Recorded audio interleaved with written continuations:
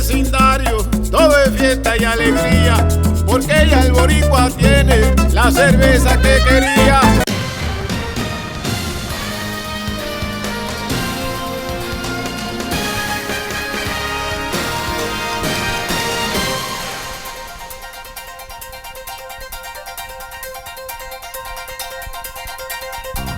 Hi, I'm Danny Ramos, and welcome to this week's edition of Hispanic Speak Out TV.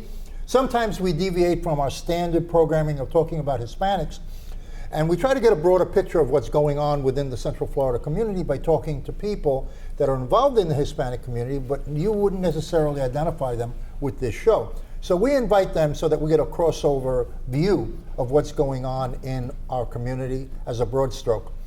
Don't forget that on March 3rd, the Latina role models will be having a honors reception honoring Hispanic women of Central Florida who have done outstanding achievements in service for their community. It's going to be March 3rd, Orlando City Hall. It's on a Thursday at 5:30 p.m. Don't forget, it's attendance free, March 3rd, 5:30 p.m., Orlando City Hall.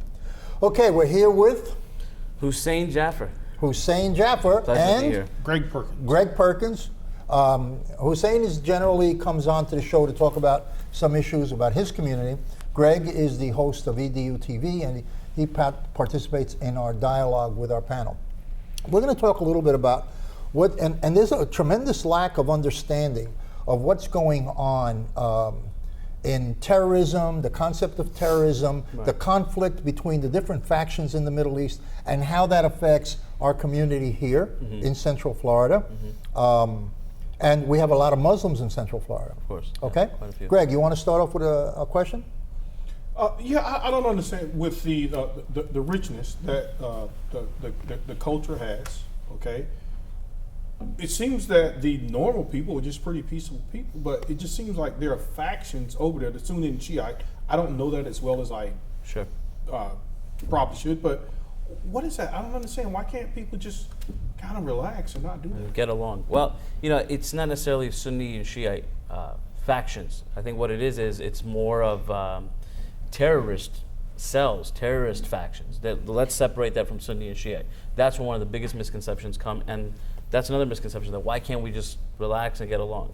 If you look at the Central Florida Muslims, I mean, there's, I believe, a count of 80 to 100,000 Moroccan Muslims here. And then we have a community of Pakistani Muslims, Indian Muslims, Muslims from Bangladesh, and all over the world that do what you just said. They get along, they participate with each other, they work with one another in their communities. One's a doctor, one uses the other one as an accountant. So it's a normal, peaceful life, just like your neighbor. But they also, I was about to say, because they integrate very well in Central Florida. Right.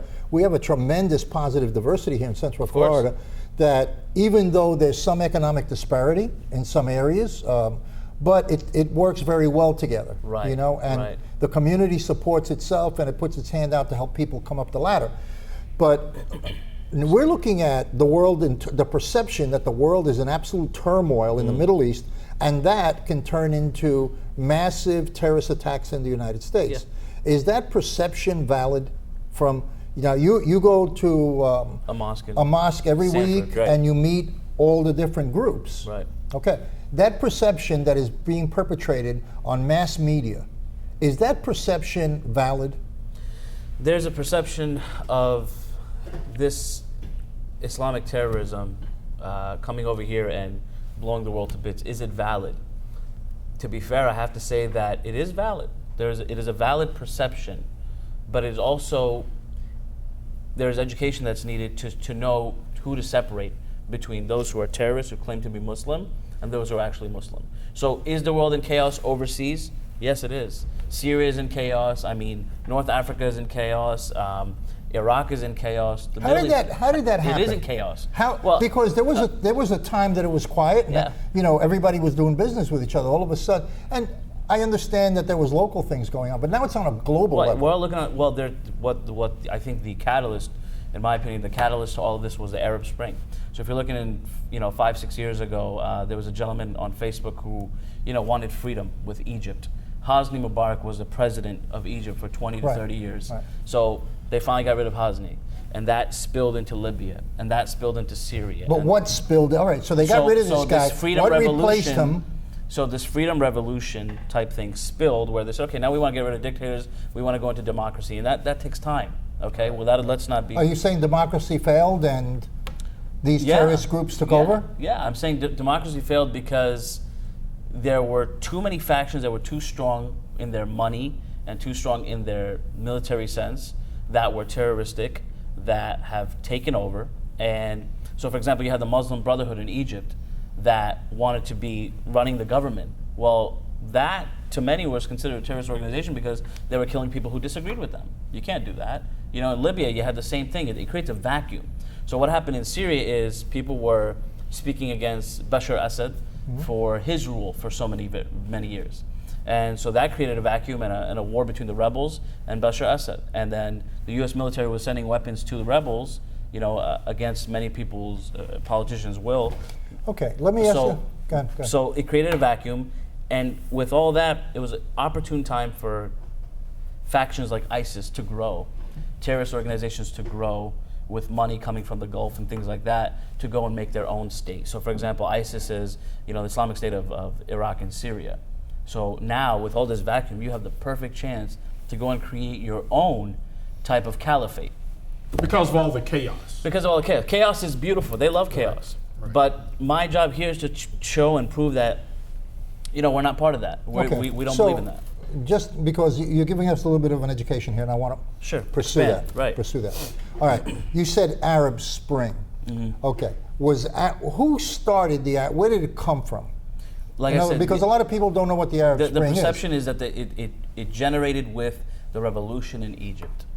So the Egyptian revolution, when the gentleman went on Facebook and said that, you know, talked about the freedom of the people there and a president being there for 20 to 30 years, that caused people to follow that mindset. And that's fair. 20-year president, 30-year president taking money from the people, it hurts. Now, but I met a lot of Egyptians who said that Hosni was fine there. He wasn't disrupting anything, so we could have just left him there. So when you're in that mentality for 20, 30 years, and then you break out of the mentality, it's going to create a vacuum. Yep. So that's where the Arab Spring started. So the most powerful, negative or positive, the most powerful filled the vacuum. In this particular case, it was negative. It was very negative. Okay. It was very negative. What was the role of the United States in all of this? From our knowledge, the role of the United States was to try and to mitigate all these problems. You know, send weapons where weapons were needed. So, for example, the rebels were being armed in the last couple of years by the president to fight Bashar Assad's troops.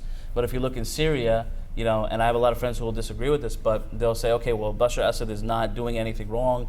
It's not him. It's the way it's being perceived. But I have friends on both sides that say, well, Assad's military troops are being ordered to kill people who even speak against one word against Assad. And then there's the other side where the rebels are coming and saying, you know, if you speak for Assad, we'll kill you. You know, I know friends whose personal friends and family have been killed. Do you ever see a day to where this will not be going on? I mean, you're always going to have conflict, right? Yeah. But like you said, you have all the different factions here in Central Florida. Right. None of you guys will fight each other, right? So, do you ever see a day when this stuff won't be going on? No, I don't. I don't see that day. I don't see that day in a long time. You know, what happened is you opened up a can of worms. You opened up a real big can of worms. Who opened up a can of worms? The Arab Spring opened up a can of worms. It opened But up. who started that? I mean, where did the Arab Spring come from? Because you had Gaddafi in Libya, right? You had He was removed. then in Egypt, You had Bashar, right? And Hosni Mubarak. that was the two pillars that started everything to cave in, right? Right. Well, in Saddam, And then you too, had when Yemen. they removed him, yeah. When Saddam was many years ago. Yeah. balanced off Iran. Yep. Right. So when these three dictators were removed, those were the pillars that caved in the house. So it's just like anything else. If you have one system working, in my opinion, if you have one system working for 10, 20, 30 years in one way, and you're trying to implement a new system, it takes time. You know, people hated Saddam, and I hate Saddam, and Muslims hate Saddam, and regular people hate Saddam, Muslim or not, because of the way he treated people. You know, if you were a Shiite in Saddam's time, he would attack you and kill you for being a Shiite because you subscribe to one theology of religion than his. So, but I know Iraqis that said during Saddam's time, we had peace with the Christians and People the were eating. Sunnis. People were eating. Money was being made. Things were fine. However, you had to follow his rule. What happens his is politics. Right. But not just politics, but his dictatorship. His so religious what comes in beliefs. is people. We took out Saddam. we get rid of Saddam, and now we create a power struggle in a vacuum. Yep. Who leads? Sunni Shia, Sunni Shia. It's not anything to do with Sunni Shia, really. It's political at the end of the day. Because you want the this money. There's a bunch of misconception, money. there's money, there's you're power saying- involved, really. You're saying, let me decipher what you just said. Sure. You're saying, basically, that this is a power-motivated situation, and it's not a religious situation. Sunnis and Shias, I am friends with Sunni people. 2 weeks ago, I was in Fort Lauderdale for vacation, and we have our prayers that we pray 5 times a day. 2 or 3 of those prayers in that day when I was in Fort Lauderdale, I prayed with a Sunni imam, with a Sunni leader. I was the only Shiite there. But after that prayer, I was invited to come to the restaurant next door and eat, and they wouldn't let me pay, and because which is awesome. But they were very inviting and warm, and they invited me to even come home if you have the time, please, because that is Islam. That's how we treat each other. Right. See, that was the Middle East before. Now it's still there, but in a lot of areas it's not. A lot of areas it's just been torn apart, where it doesn't matter whether you're Sunni, Shia, Yazidi, Christian, like the ISIS is pursuing in Iraq, they are simply going to try and kill you. So back to your question, Sunnis and Shias, we don't have this problem. Last week, within the last 10 days, Saudi Arabia executed 47 people in one day. I saw that. Okay? One of the clerics that they executed his name was Nimr al-Nimr. Nimr was executed because he spoke out against the Saudi Arabian government's treatment of people back in 2011. So they put him on trial. They decided last year that they're going to execute him on this day. There were Sunni people who spoke out against that. Nimr is Shia, because it had nothing to do with Sunni Shia. It had to do with human rights. Right. And Saudi is one of the biggest violators of that to begin with. So we have great relations with them. We love each other as brothers. When it comes to the month of Ramadan, I was here during Ramadan. We want to break our fast together. We want to eat together. We want to hang out at night together and talk, because we are humans prior to anything else. Yep. What role is the United States playing in all of this as far as a military power? From what what we can see, yeah, and what we're being told. Again, Danny, it's apparently we're scaling back in Afghanistan, we're scaling back in Iraq, but we don't know the full extent of what they're playing and what role they're playing. But the point is that talk to the people who come back from Iraq and Syria, or the military who come back from those countries, and ask them about Islam and ask them about what they know, and they'll say that it's exactly what we're thinking. It's just a chaotic world over there. Yeah. And what the perception that President Obama has pulled out, do you think President Obama has pulled out of this situation? I don't think you can. And whether right or left, I am on one political end of the political spectrum, and whether he's on the opposite end, I don't think you can, because of the volatility of doing so. So when you pull out, you create a vacuum like ISIS. Do you think? Then we would be over there forever then. Huh? We would be over there forever. Yes. Forever. We would be. If the way it's being described, because right now there is no structure. Wow. It's wild people with a lot of guns going into towns with other people and just ravaging everybody. Yeah. And there's nobody strong enough to stop it. Yeah, we definitely got to finish this. Okay, we're going to take a little break right now, and we'll be right back. Hi, I'm Angie Morales, your co-host from EDU TV, inviting you to the first annual Latina Role Model Awards reception. It's this March 3rd, 5:30 p.m. RSVP now at www.latinarole-models.tv. Everyone's welcome. Te veo ahí. Hi, I'm Danny Ramos, and welcome back to Hispanic Speak Out TV. We've been on the air for 15 years on Bright House Cable, who sponsors our airtime. Here we talk about community issues. We are an educational broadcast. We also have 2 other shows that we broadcast besides Hispanic Speak Out. We do EDU TV every Tuesday this evening. EDU TV talks about educational issues, about our kids and our teachers. And we also do a show called Latina Role Models, which features the contributions of Latin women to our society.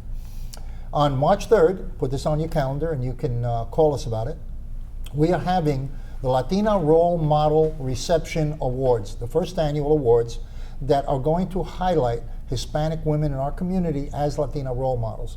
It's going to be, again, March 3rd. It's going to be in the Orlando City Hall, and it's going to be from 5:30 to 7 p.m.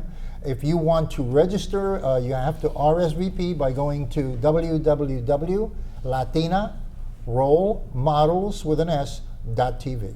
Okay? We've been talking about and becoming educated about what's going on in the Middle East with our guest, Hussein Jaffer, and I'm also here with Greg Perkins. Before the break, we were talking about the instability and that you felt it's in the foreseeable future, it's not going to be solved. It's going to continue. Correct. That's exactly how I feel. Yeah. Yeah. It's with too Now, much instability over there. Americans and all kinds of Americans, when I use the word Americans, I'm talking about people from all over the world because we're the melting pot, Right. are terrified, and polls show that they are extremely concerned that what's going on in the Middle East, which is uncontrolled murder, with nobody stopping it, is going to spill over somehow into the United States, like the shootings that have been recently taking place. Do you think that bringing in refugees from Syria and from other places, if you bring in 100,000 refugees, do you think that terrorists will be embedded based upon the weak vetting system that we have? So, great question, and a way to put me on the spot. So my opinion, and this may or may not speak for the community of people that I live with, but my opinion in this regard is that we are a melting pot / salad bowl, right? Your parents are immigrants, your parents are probably immigrants, my parents are definitely immigrants. I mean, I'm first generation here, okay? So you can't tell people not to come here if that's what we were established on. People are coming here for safety, to live a normal life, okay? So with terrorism, when you put that together with terrorism and the vetting process, I think there is a high potential of people being terrorists coming through those channels, without a doubt. Just like I find there are drug runners that can come through Mexico, and drug runners that can come from any other place, or murderers that can come from any other place. Okay, it's very high potential. But most of the people coming are not drug dealers from Mexico, Well, and most of the people are not terrorists. Exactly, agreed. Right, and that's what I'm trying to say. So that you can have that thing anywhere. Right. The problem is when the media goes and props up this Islamophobia, this fear of people who practice Islam. It adds to the way people feel about these refugees coming in. You know, had you said it's 5,000 refugees from, let's say for whatever reason, the UK, right?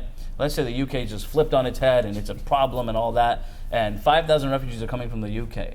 We're not going to have this conversation one bit. If it's 5,000 people coming from South Africa, we're not going to have this conversation, or Australia. Well, it's a little Depending bit on what different. type of people come from South Africa. Because you know, Hussein, the difference is very basic. If you're getting 5,000 refugees from the UK, those 5,000 refugees, or UK as a country, or UK as a group, is not advocating the overthrow of the United States. True. Whereas ISIS is. True. ISIS has said, we want to kill all Americans. We want to kill the infidels. Agreed. So there's where the issue is, because, I agree with Greg also. If you have 100,000 coming in, hey, you don't need more than 5 or 10 You don't. to shoot up the White House. You don't. Because Agreed. you can show up with guns. Agreed. And from the gate, Grenades, and Agreed. create Agreed. a big problem. Yeah. I've always thought that, the way that they did this most recent shooting of killing a bunch of people in a conference room, was not military thinking. No.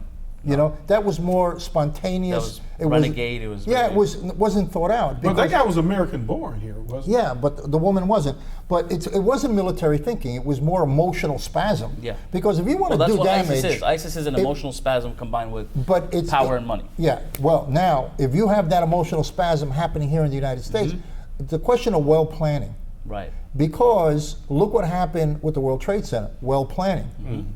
Okay. Small group. Well planned. Right. What they did was they took down a financial center in the United States. That affected us for the rest of history. What's missing right now is that well planning segment that they actually did during the World Trade Center. Now, if you bring in 20, 30, 40 people and they're well planned, they can do disastrous damage. Agreed. Okay? Agreed. In pockets of 5 or 10 people. Look what they did in Paris, 100 and something dead, 116 dead. And it was only a few guys. So imagine 40 or 50 people or 100 people coming with that 100,000 wave or 200,000 wave, and they're well armed. I mean, they can go attack the White House. I mean, the White House, You know, we've had a guy jump over the fence. We've had a guy fly over in a little helicopter. It's really off the chain when you really think about it. It's really pathetic. You know, a guy ran through this gate and went through the door of the White House and went inside the White House. Imagine. You know, so but imagine 40 guys. So 40 or 50 the vetting guys. process. The vetting process is important here. And But there is no vetting but process, the question because is, how do you what is the vetting process? How do you vet people Somebody who that doesn't have records? That there's no records, there's no system of verification. Right. How do you do that? And in my opinion, you know, it's very unfortunate because you see these refugees and immigrants. I know of some people, not very personally, but I know of some people from my community that have gone to Greece to help these refugees because of the situation. So my response to all this is, if we were in war, if this country was in war, God forbid, okay, and there was a war on the soil, would we be running? And if we're running, would we want to be accepted elsewhere? I would. You know, if I have a child and a wife and all that, and I want to go somewhere to protect them, and that's good. I need to do that. And that's good. So I can't blame the refugees. At the same time, I can't blame the countries for the vetting process, and I can't blame the people for their fear. So what perpetrates this fear? What pushes this fear? It's the media. So, but yeah, I the same understand fear that. exists. But I was saying, you can't change the fact that 40, 50, or 100 people can come in and disguised as refugees, right? Okay, and blow up the White House. It's possible. You have, let me put it to you this way: that guy that did the San Bernardino thing, the woman and his wife, one U.S. born, so don't forget that. That guy was a citizen of the United States. Sure. And then the woman who came in as his wife, and she was an immigrant.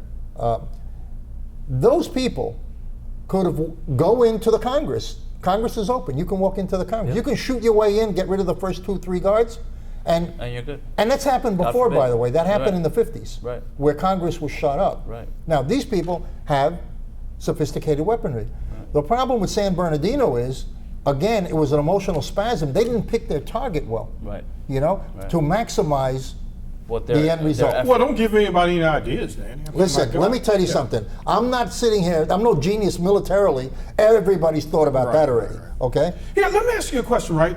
With all the refugees in the Middle East, why aren't more of the stable countries accepting these people instead of them having to flee to Europe or all the way to the United States? Because the stable countries are hypocritical. So you've got the Kingdom of Saudi Arabia. Okay, and I mentioned the Kingdom of Saudi Arabia. I've mentioned it before. I'm mentioning it again. That they continue to violate human rights, but they're not accepting them. Now, what's the base religion in Saudi Arabia? It's Islam.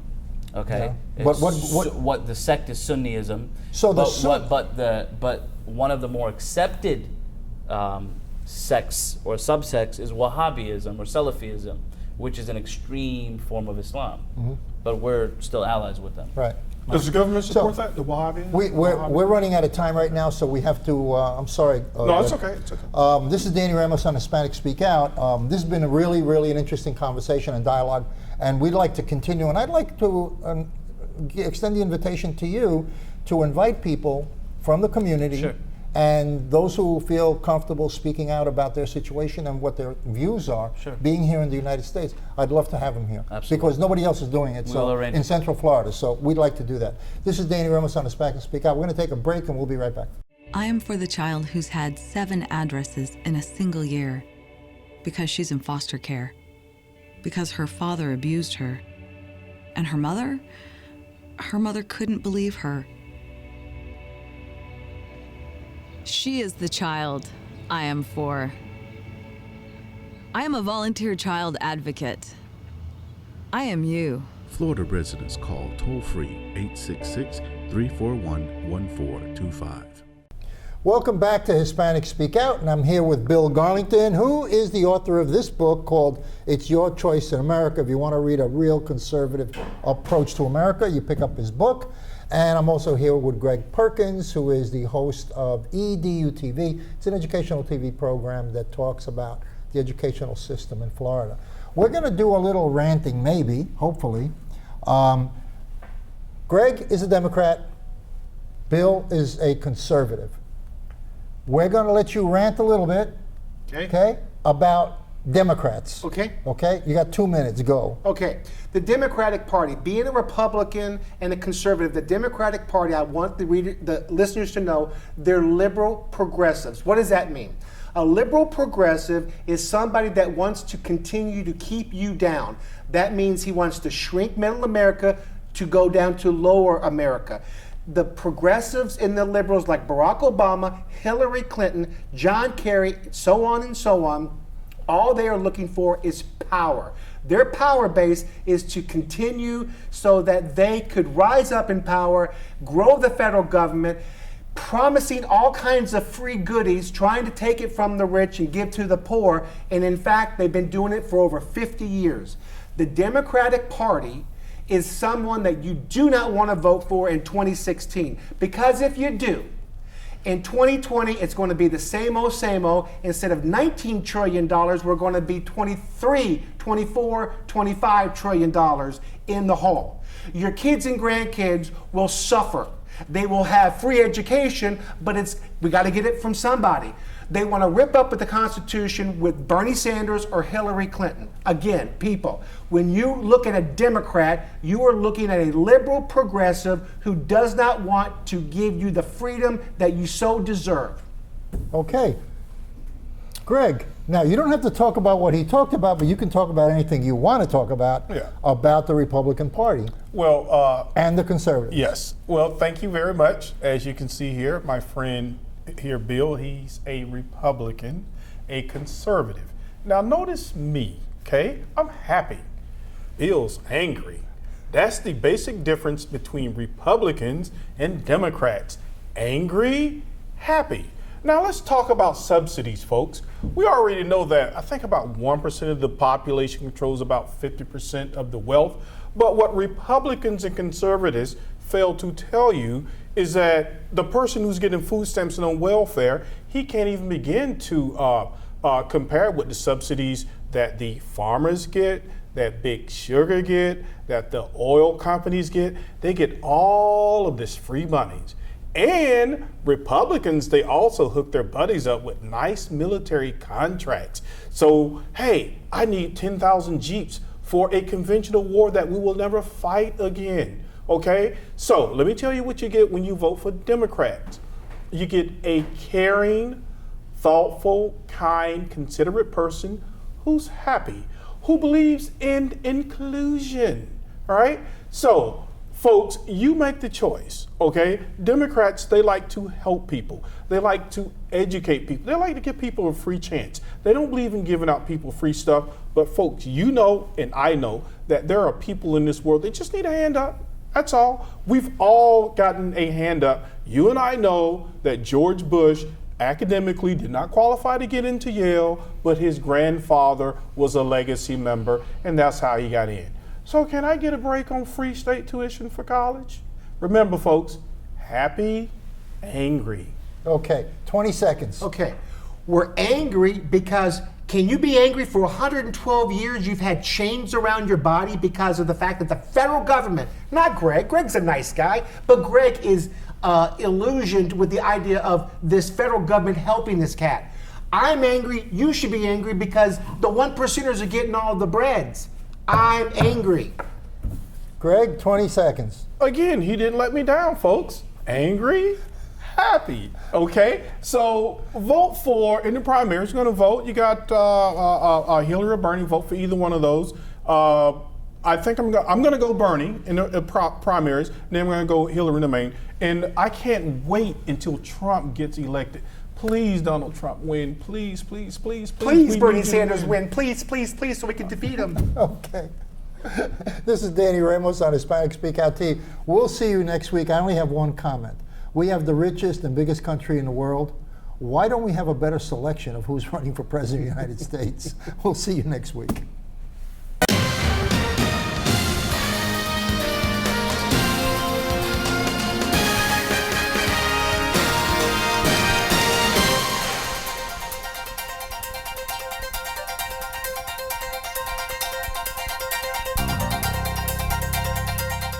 Are you proud to be Hispanic? Hispanics in Florida now have the first Hispanic car license plate in the United States. Be a proud Hispanic. Put the Hispanic plate on your car. I want to be a doctor. I want to be a scientist. I want to be an engineer. I want to be a police officer. I want to be a professional dancer. By getting the Hispanic plate for your car, you will support scholarships and community programs. Call now or visit HispanicAchievers.org.